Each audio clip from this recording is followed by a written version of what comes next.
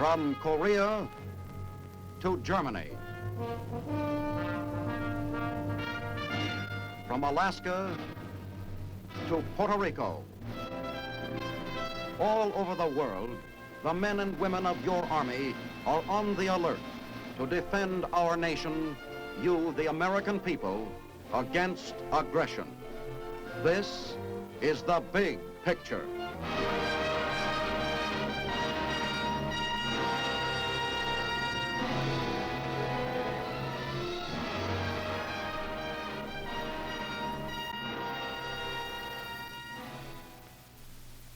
Welcome to The Big Picture, presented by your United States Army. I'm Captain Carl Zimmerman. Today, The Big Picture tells the story of the Army Combat Team. What happens in one day of war? Fighting in Korea, over mountainous country, often in freezing weather, against an enemy far superior in numbers, demanded a new combat technique. Well, today, The Big Picture shows you how the Army met that demand, fighting as a team, using firepower against manpower. One more day of war, and the news is lost in a two-line communique from the battlefront. But behind this colorless report is the story of the world's greatest fighting team, the American Army Combat Team, a tough and mobile assault force which can hit anywhere, anytime. This day of war has not been won by the infantryman alone, fighting his way across the nameless mountains of Korea, nor by the strategists behind him. For today, America's military answer to war is firepower, teamwork, and mobility. A shattering land, sea, and air combat machine geared and equipped to do any size job in the shortest time and with the fewest casualties possible. Guns of all caliber laying down a hail of fire. Other armies commit vast manpower resources to battle and rely on man's expendability. The American Army fights a war of firepower instead of manpower. Providing that firepower, backed by the finest weapons in the world, is the Army Combat Team, a combined assault force which relies on the sheer weight of its steel and explosives for its maximum effectiveness.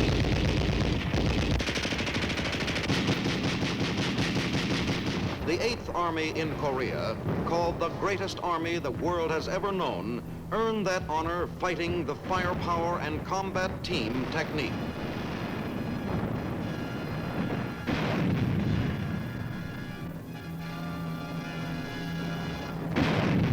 For out of Korea, with its snow, mountains, cold, and many military problems, has evolved a new concept for waging war. That concept is to have the best weapons, providing the biggest volume of firepower, and to keep the fighting units flexible and mobile enough to be used quickly and effectively. The combined weapons of the United States Army are superior to those of any other army in the world. The M1 Garand rifle, basic weapon of the infantryman. The Browning automatic rifle, ripping off 500 rounds a minute and providing accurate fire against enemy soldiers. Rocket launchers, better known as bazookas, capable of punching a hole through 9 inches of steel and blasting fortifications, gun emplacements, and tanks. Machine guns, the backbone of infantry firepower, light and heavy, able to deliver large volumes of continuous fire. Mortars, workhorse of the front line, ready to lob shells up and over the enemy's defenses. And the miracle weapon of them all, the recoilless rifle, an easy firing weapon packing the punch of an artillery piece. These are the weapons which give the Army command of the battlefield, weapons unequaled in the world for firepower, mobility, and accuracy. And backing the infantrymen and those weapons is the rest of the combat team, tanks, artillery, and planes of the Air Force. Patrols are sent out to find the enemy as preparations for combat begin. Observation posts make their reports, enemy bunkers are sighted, and the patrol leader refers their position to the artillery.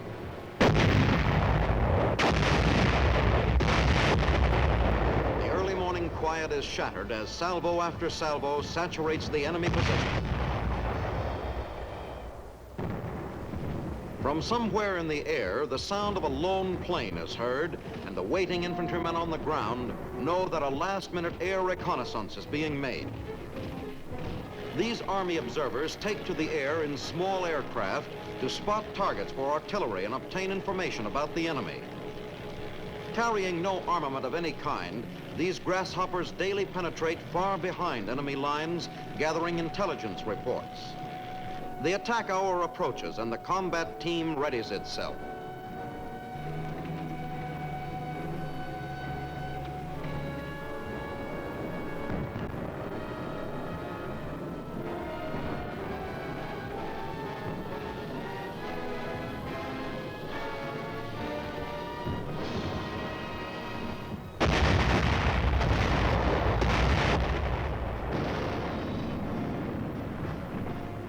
Ton after ton of high explosive pours into the enemy as round after round is fed into the guns.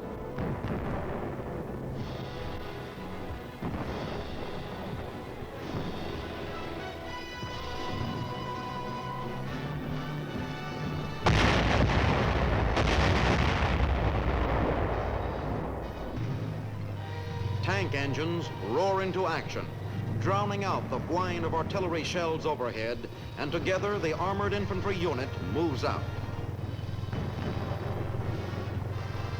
The tanks and the infantrymen fight together as a team, making up for each other's shortcomings.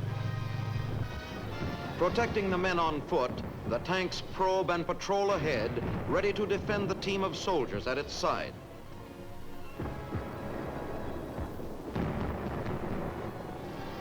At the same time, the ground troops protect their tank from enemy fire and assist it by directing its gunfire to strategic areas. A telephone connected to the back of the tank welds the separate members into a fighting team. By fire and movement, our Army advances.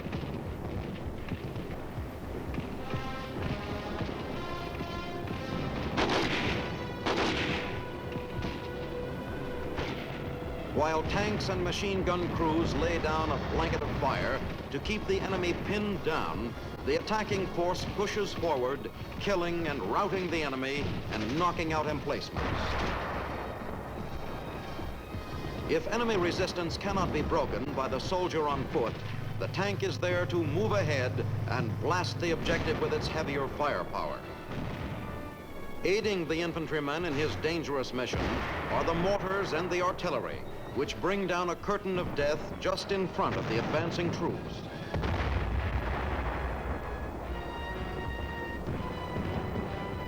Directed by their own forward observers, the artillery and mortar units inch their fire slowly forward, wiping out opposition from the path of the tanks and the infantry. As the frontline men advance, so the gunners adjust their sights and continue to pour out the bombardment. Supply roads are blocked and reinforcements are sealed off. When difficult terrain makes it impossible for our tanks to fulfill their task and the enemy cannot be flushed from his positions, teamwork in combat again answers the emergency. The word is passed back for tactical air support. Awaiting their call to action are the F-51s and jets, which carry the firepower technique into the air and support the ground forces with pinpoint bombing. Integrated with the ground tank infantry artillery team, these planes add to the combined firepower. They are armed with 6 50 caliber machine guns and 10 5-inch rockets.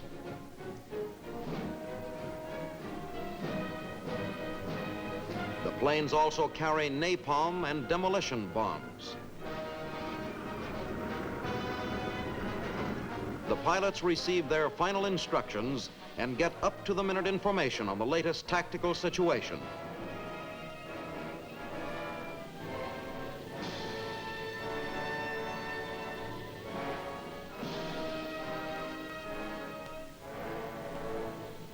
Then the pilots join the combat team.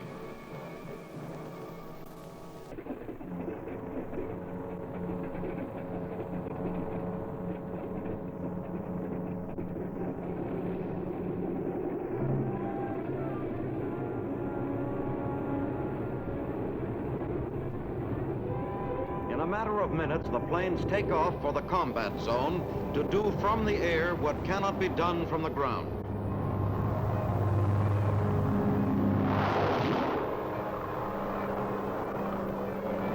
Mustang fighters, veterans of World War II, are still preferred for cover by ground forces because they can remain over the lines longer than the faster jets. With speed and accuracy, they dive on the target, strafing the enemy, bombing and burning him out.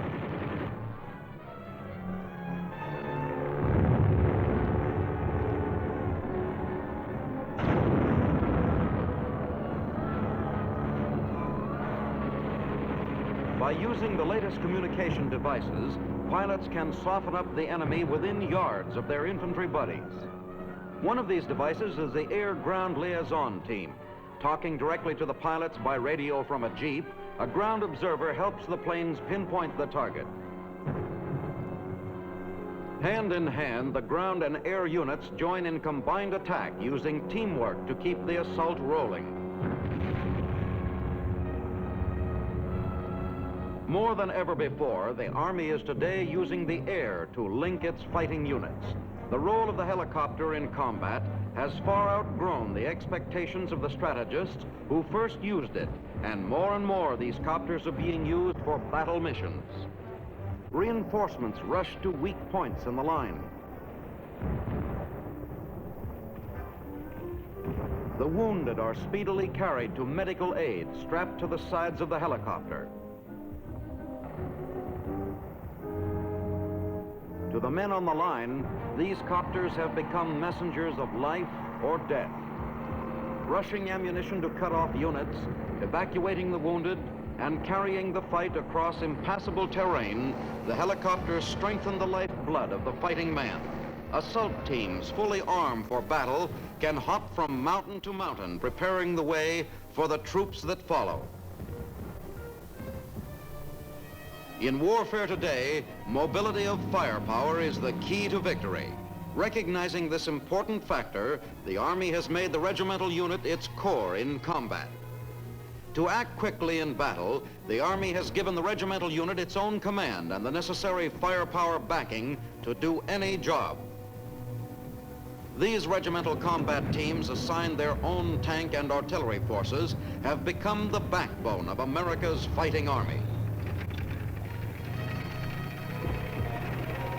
Instead of an unwieldy army organized for action at divisional or corps level, America's fighting force is now split into fast-moving, highly mobile attack teams of regimental strength, which have their own supporting artillery and heavy weapons units.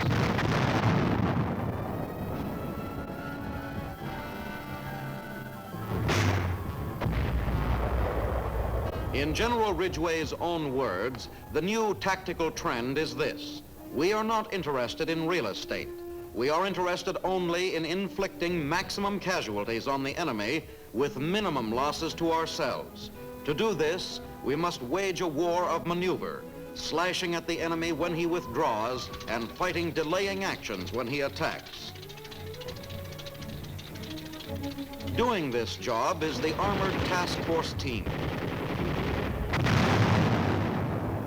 It's a technical job taking all the resources of science and industry to meet its demands. Observation of the enemy is no longer a soldier looking through field glasses. It's a mathematical process run by soldier scientists. Delicate instruments which see the flash of enemy guns and give their location in terms of a compass reading, making it a matter of seconds before an artillery gun pounds the target into silence. Or microphones used as listening posts.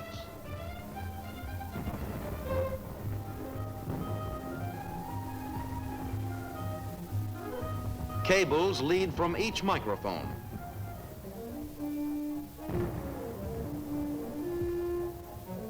And the press of a button gives the Army a battery of ears. From the recording of the sound impulses, calculations are made which give the range and direction of the enemy artillery. And in the world of weather, the radio sonde, an instrument which continuously transmits humidity and pressure readings, is carried aloft by hydrogen-filled balloons. Technicians on the ground listen in to the weather above and forecasts are made. Radar is used to search out enemy mortar shells. When a shell is spotted, it is tracked by radar and its arc of flight revealed.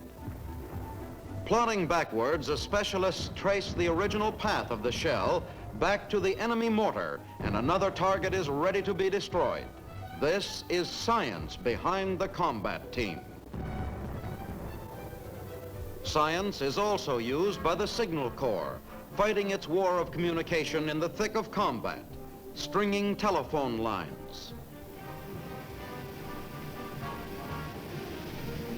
snapping battle orders over spluttering hand radios, acting as the Army's nerve system, linking the individual efforts into a master plan. However hard the going, the long tentacles of communication are stretched out. If ground obstacles get too tough for the pole climbers, they lay the wire by plane. If it can't be done the modern way, then they will do it the old way. Sturdy, sure-footed mules often replace the jeep in the rugged country of Korea. Using everything they can, Signal Corps linemen get the job done. Communication with forward areas not yet linked by permanent lines is effectively established by the use of the pigeon service.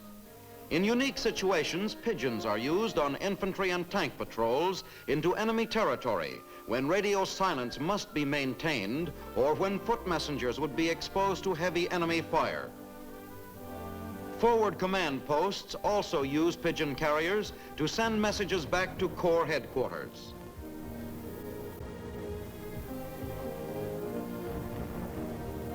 When released, the bird circles high to get its bearings and then sets its course straight for its home loft at Corps headquarters. It's another part of the teamwork in combat.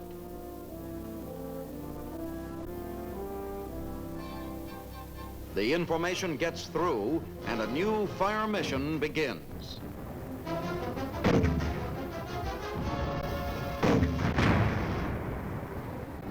Making the advance possible, too, is the Army Engineer Corps, the builders and wreckers who drill and blast a path through the mountains.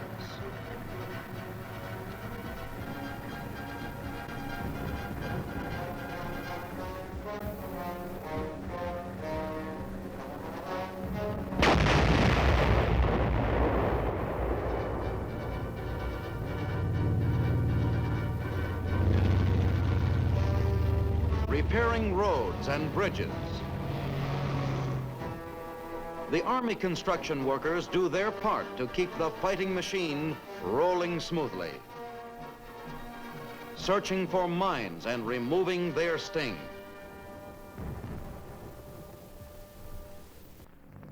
Combat engineers must devise field expedients like the construction of this aerial tramway to conquer the mountains of Korea.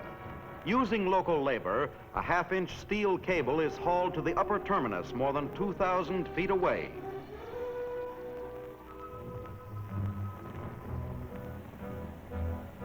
At the hilltop, deep holes are drilled into solid rock to provide firm anchorage for the tracked cable.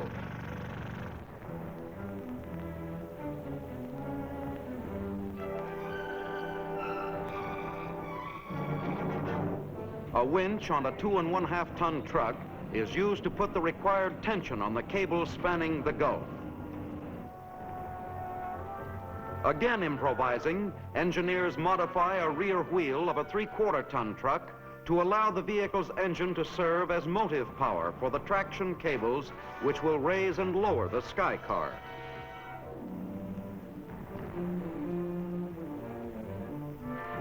Test runs are carried out and communication is established between the terminals.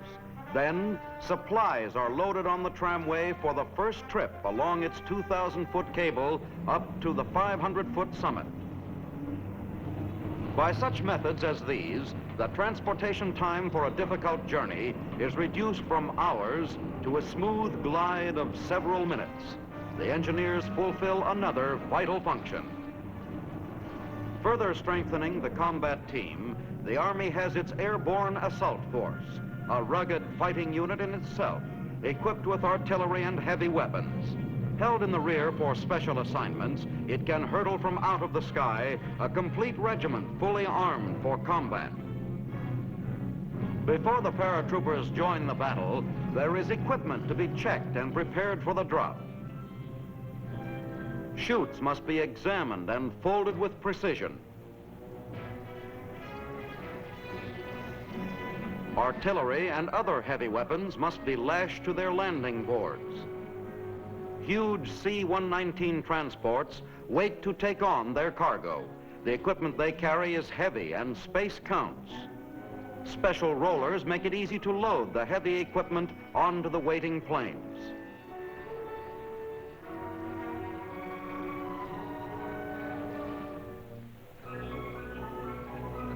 And the men are given a final briefing before takeoff.